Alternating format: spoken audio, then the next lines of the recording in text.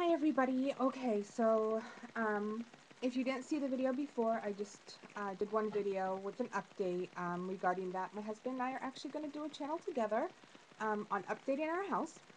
But in this video, I'm going to give an update on the whole PCOS thing. Starting about a month ago, I started feeling almost like I had a UTI. There was a lot of pressure on my bladder. I didn't have that burning feeling that you get when you have a UTI, and I get UTIs a lot. Definitely didn't feel like a UTI to me. So while seeing my PCP, I was treated for UTI for over a month. Finally, I had it. I'm like, okay, I'm just gonna go see my endocrinologist. Went and saw him, told him what was going on. He told me I didn't have a UTI. And his concern was either endometriosis, my ovaries might be too large at this point and are pressing up against my bladder, or it could be just, scar tissue. So a little bit of history with that is I have had scar tissue before my ovaries. When I had ovarian drilling done and my doctor went in for that surgery, my right ovary was actually attached to my intestines, and he released it. And I guess if you've had scar tissue like that before, the chances of having it again are great. I really don't think that I have endometriosis. So what we're doing right now is I am on metformin. Sorry, I feel like I have something. My lips are so chapped right now. It's been so cold up here.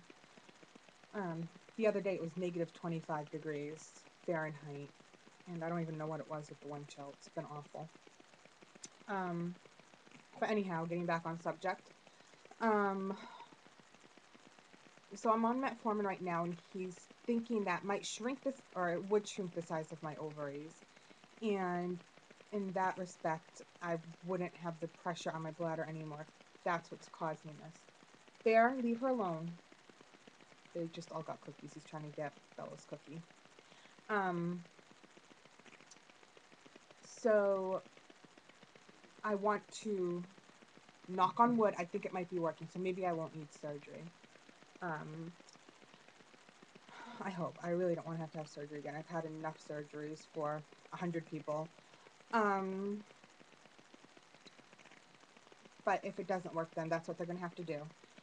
And I already have a date scheduled for that. That's February 28th. So that's what's going on right now. And he thinks what happened, why the injectable stopped working for me, is that my ovaries got hyperstimulated. Not to the point where, you have a ton of cysts or anything like that. It's just to the point where your ovaries just kind of shut down. So we are probably going to do injectables again after this whole situation is settled. Other than that, there isn't a whole lot going on. I've lost another 15 pounds since I started the metformin. I'm on 750 milligram tablets, and I'm taking 2 a day, or trying to work up to 2. Right now I'm still taking 1. I have a very sensitive stomach to begin with, so it's been rough. I did actually take 2 a couple of days, but I just couldn't do it. I think if I take them both at the same time, I might be a little bit better than doing it at night and in the morning, because in the morning I have a lot of trouble eating in the morning, and I found that I need to eat not a lot, but more than I'm used to eating in order to take that medicine. And what I do, and I don't know if this will help anybody else, I've tried it before eating, killed my stomach. I've tried it after eating, killed my stomach. But this time what has seemed to help is I eat a little bit of my supper, have my medicine, and then have a little bit more. It doesn't tend to make me as sick. There, out of the kitchen. So that seems to help with me. But everybody's different. And I'm also on the extended release. I cannot do the regular metformin. I can't tell you how sick I get on that. When I was on that, I was either in the bathroom or in bed. I became very lethargic. I didn't get lactic acidosis or anything like that, but I was just so miserable. Other than that, yeah, not a whole lot else going on. I'm taking some medical classes. I applied for a respiratory therapy program, and I'm waiting to hear back from them, crossing my fingers that I get accepted in. I'll find out in 2 weeks to a month whether or not I was accepted. What else? I'm taking 3 classes right now. I'm taking AMP1. I am taking Human Growth and Development, and I am also taking Nutrition. Really looking for the nutrition class because I want to see how much I'm going to learn about that and a little bit more of dealing with PCOS. Because one thing that I have always found confusing is starches. When I think of vegetables, I think it's, good for you. But I know my 2 favorite vegetables, corn and peas, are both starches. So I want to learn what other vegetables are starches so that I can not have them as much. But luckily, I love broccoli. I could eat broccoli by the bowlfuls. So I know that isn't a starch. That's actually really good for you. A new thing that I actually really like, and if you guys haven't tried this, you should, is artichokes.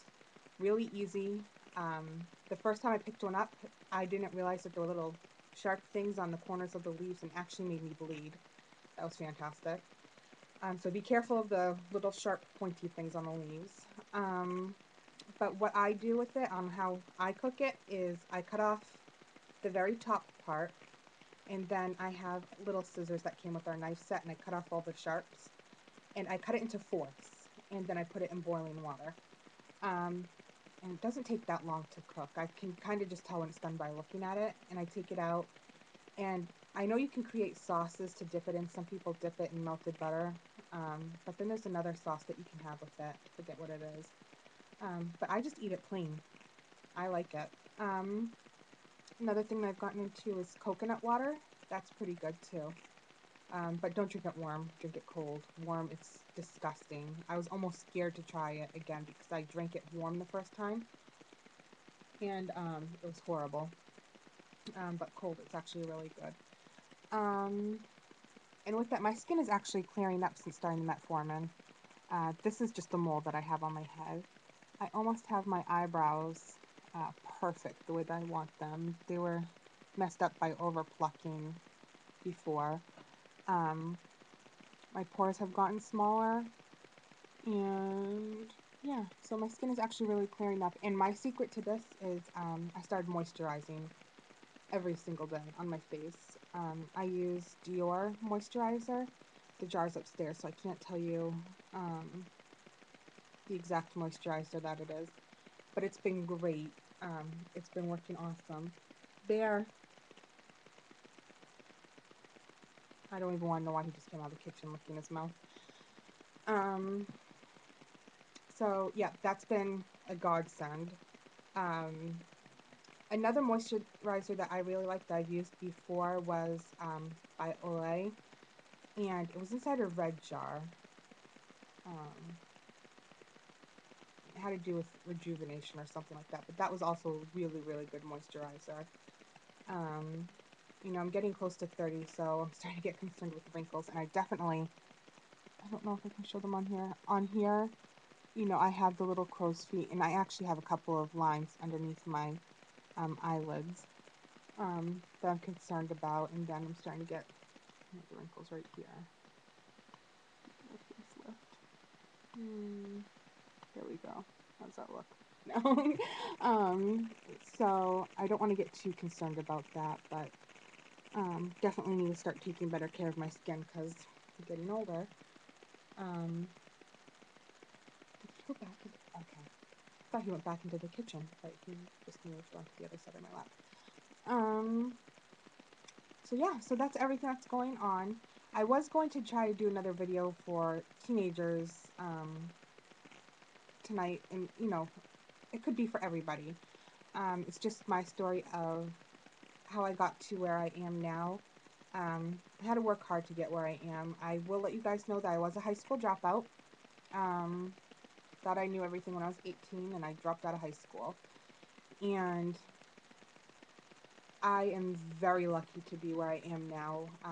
Not only did I have a drive to succeed, but I had a really good support group as well. And I guess what's making me want to do this video is because I now have an 18-year-old sister who isn't making the best decisions, but she did graduate from high school. But I guess I kind of want to connect with some teenagers and let them know some things that they can do, things that I didn't know. Like, for example, if you're a junior in high school, you can start taking some college classes. You might not know what you want to be yet, but do the core classes. Take your English classes, take your math classes, your social science classes, um, your core classes. Get that done and out of the way. And it'll be less that you have to do. And really, oh my gosh, there are a couple of kids in my class right now who are in high school and taking these medical classes because they know what they want to be. One of them wants to be a nurse. The other one, I think she said that she wants to be a doctor. And I'm just wow. I wow. That's all I can say. I'm just so proud of them to be that mature. And we have the older people in our classes. I'm 29, and I have some people in the classes who are in their 40s and 50s, and we are all just amazed that these two kids in our class have such a drive to for their education, to start taking classes and taking this initiative. And we're all like, wow, wish I was like that when I was that age. I'm just so proud of them. There are no words for me to express how proud I am of them. Um, if I could give them a big hug, I would, but I'm not going to. But I just kind of want to connect with some students, some teenagers who might not know what they want to do right now, and give them a talk, as a friend, not as, oh my gosh, that person's old, they don't know what they're talking about. Just give them some advice, and maybe I'll be able to reach out to a couple of people and help them out.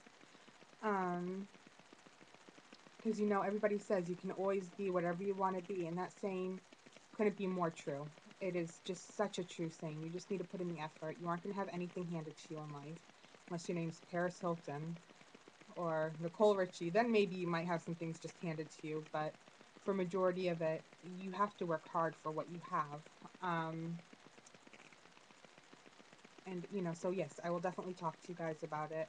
I kind of wish I was more open with my sister to let her know the struggles I had to get where I am. Um, but I was ashamed, so I didn't say anything. But I'm not going to be ashamed about it. I'm going to share it with you guys. And I've talked to my youngest sister about it, how old is my youngest sister? I think she's going to be 15. Oh my goodness. Time goes by fast. I remember the day that she was born. So that's everything that's going on. I'll try to do that maybe tomorrow. Worst case, it'll be on Tuesday. So yeah. So I hope you guys are all doing well. I know there's a couple people who watch this who are pregnant right now, so I want to wish you a happy and healthy 9 months. I hope you guys are doing great. For the ones that are still trying, continue trying. I know that you guys can do it. And I think about you guys every single day. I think that's it for now. So as soon as I have a channel name for the other channel, I'm going to post that into the bottom bar. But yeah, I'm just going to wait until my husband gets home so we can discuss a little bit more. But I really hope you guys watch it, and maybe you are doing some house updates too, or maybe you just want some entertainment, because me and my husband can be quite the act together. Sorry, I just burped. That's really disgusting. But it's because I'm drinking my Crystal Light iced tea. But yeah, I will talk to you guys later, and I hope you have a great one. Bye.